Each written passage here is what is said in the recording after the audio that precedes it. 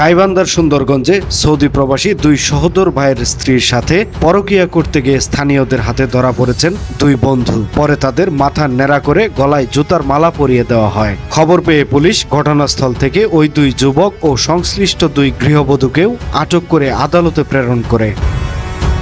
বুধবার সকালে সুন্দরগঞ্জ থানার ভারপ্রাপ্ত কর্মকর্তা আব্দুল হাকিম আজাদ বিষয়টি নিশ্চিত করেছেন। এর আগে মঙ্গলবার বিকেলে তাদের আদালতে পাঠানো হয়। আগের দিন সোমবার রাত 11টার দিকে উপজেলার রামজীবন ইউনিয়নের পশ্চিম রামজীবন গ্রামে এই ঘটনা ঘটে। রাতের আধারে অনৈতিক সম্পর্কে লিপ্ত হওয়ার সময় হাতে নাতে ধরা পড়েন তারা। এ নিয়ে এলাকায় ব্যাপক চাঞ্চল্যের সৃষ্টি হয়। ইতিমধ্যে ঘটনার ছবি ও ভিডিও সামাজিক যোগাযোগ মাধ্যমে ছড়িয়ে পড়েছে।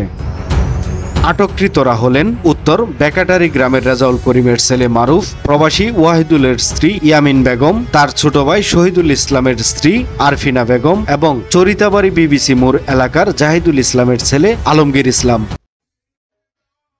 সময়ের কলম, নিউজ ডেস্ক।